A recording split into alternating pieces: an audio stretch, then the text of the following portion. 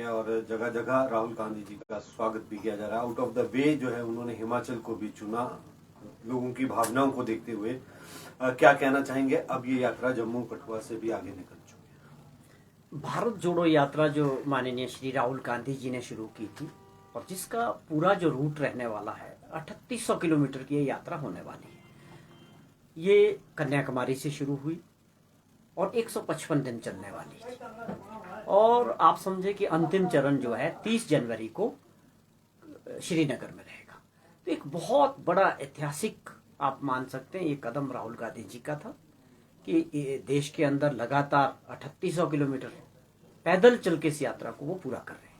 और इस यात्रा के दौरान जिस प्रकार का जन समर्थन राहुल गांधी जी को मिला है, लाखों लोग उनके साथ सड़कों पे इस यात्रा के जरिए जुड़े हैं और एक अच्छा मौका है कि वो देश को जानना चाहते हैं, देश के अंदर रहने वाले लोगों को, और भारत को जोड़ने की जो बात करते हैं कि एकता अखंडता को लेकर जो उन्होंने मुहिम छेड़ी है उसमें बहुत सफलता उनको मिली है।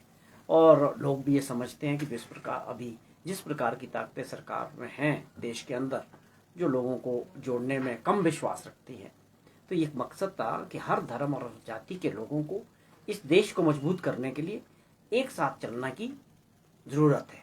उस काम में राहुल गांधी जी बड़ी सफलता से आगे बढ़े और एक दिन का समय, जिस प्रकार इस यात्रा में हिमाचल प्रदेश का स्थान नहीं था, लेकिन जब आग्रह किया गया उनसे कि आप हिमाचल को भी थोड़ा समय दें, उन्होंने एक दिन इस यात्रा के लिए हिमाचल को दिया और बहुत शानदार आगाज रहा। लोगों ने स्वागत किया।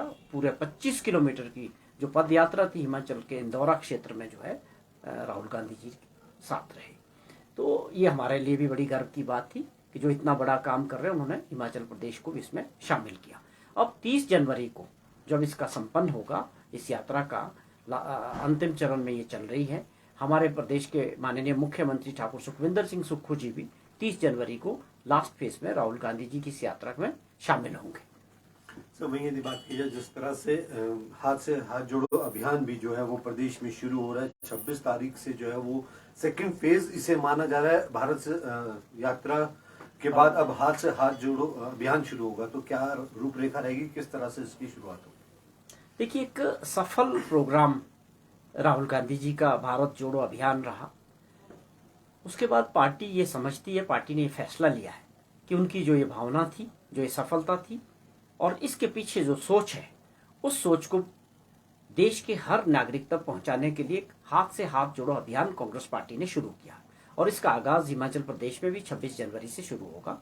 और इस प्रोग्राम के तहत कांग्रेस के राज्य स्तर के नेता, पार्टी के पदाधिकारी, ब्लॉक कांग्रेस कमेटीज और जितने हमारे फ्रंटल ऑर्गेनाइजेशंस हैं, सब लोग इस अभियान में आगे बढ़ाएंगे इस अभियान को और लोगों को गांव तक, बूथ तक, हर क्षेत्र में इस भावना को, भारत को जोड़ने की, एकता अखंडता बनाए रखने की और राहुल गांधी जी का जो मैसेज है वो लोगों तक पहुंचाने का काम इस हाथ से हाथ जोड़ो अभियान के तहत किया जाएगा। सर, वहीं यदि बात की जाए, लगभग 2 महीने से ज्यादा एक विवाद जो सीमेंट प्लांट और ट्रक ऑपरेटर यूनियन के बीच में चल रहा है और कई बार जो है वो सरकार की वार्तालाप भी जो है वो कंपनी और इन ट्रक ऑपरेटर्स के साथ हुई है, लेकिन बात सिरे नहीं चढ़ पा रही है। कल उद्योग मंत्री ने भी इस पर बैठक ली है, तो अब किस तरह से सरकार इस मामले को सुलझाएगी, क्योंकि काफी लंबा अरसा जो है वो हो चुका और विपक्ष भी जो है इसमें अब चुटकी लेने लगा है।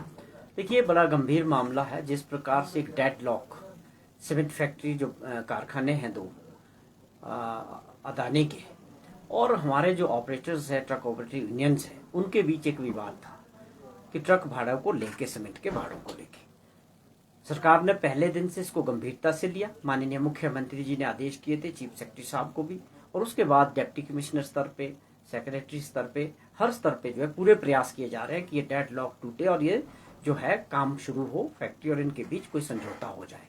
लेकिन ये आप समझते हैं कि दो इसके जो है पार्ट है, एक है ऑनर्स और दूसरे है ट्रक ऑपरेटर्स। तो अब सरकार ने कल भी प्रयास किया कि मुख्यमंत्री जी ने हमारे जो इंडस्ट्री मिनिस्टर है उनको इस काम के लिए स्पेशली डिप्यूट किया है कि आप इसको डेडलॉक को तोड़ें और जल्दी से जल्दी इस काम को शुरू होना चाहिए। मुझे लगता है कि अब उनकी रिपोर्ट आज माननीय मुख्यमंत्री जी को चलेगी कि क्या बातचीत हुई है। अब ये एक संभावनाएं लगती है कि मुख्यमंत्री जी एक दो दिन में इस पर कोई फैसला करने वाले हैं, सरकार का जो रुख है। लेकिन हमारा एक ये जरूर है कि एक मध्यस्थता का रोल है। बातचीत तो दोनों जो पार्टियां उनके बीच होनी है, लेकिन उसके बावजूद हमारे हजारों परिवार जिनके ट्रक ऑपरेटर्स हैं और जिन्होंने लोन लिए हैं, उनका बड़ा नुकसान हो रहा है। तो ये इस नुकसान को देखते हुए सरकार और मुख्यमंत्री जी बहुत गंभीर है और इस उम्मीद के साथ कि एक दो दिन में कोई ना कोई इसका समाधान निकलेगा। नरेश जी, जिस तरह से गतिरोध जो है वो टूट नहीं रहा है दोनों ही पक्ष के बीच में, क्या ये माना जाए अगर गतिरोध इसी तरह से बरकरार रहता है तो क्या आने वाले समय में सरकार इंटरवीन कर इन प्लांट्स को अपने अधीन भी कर सकती है? क्योंकि लगातार सरकार वार्ता करने की जो है वो लगी हुई है, लेकिन दोनों ही पक्ष मानने को तैयार नहीं है बातें। नहीं, देखिए, हमें उम्मीद रखनी चाहिए। समझते हैं, सब समझ रहे हैं कि इसमें सबका नुकसान है। मैं समझता हूं जिसने फैक्ट्रियां ली है, खरीदी है, उनका भी नुकसान है, उनको भी समझना पड़ेगा। और हमारे लोगों का भी नुकसान हो रहा है और सरकार का भी नुकसान हो रहा है जो रेवेन्यू नहीं आ रहा है। सरकार का प्रयास है और माननीय मुख्यमंत्री जी, मैं देखता हूँ खुद हर दिन इसके बारे में चर्चा करते हैं, रिपोर्ट लेते हैं, पूरी फीडबैक ले रहे हैं। हमको पूरी उम्मीद है कि दोनों वर्ग इस बात को समझ रहे हैं कि इसको डेडलॉक को तोड़ना पड़ेगा। बातचीत से ही ये मसला जो है सुलझेगा और आप उम्मीद रखें, मुझे भी ऐसी संभावना लगती है कि एक दो दिन में ये मसला सुलझ सकता है।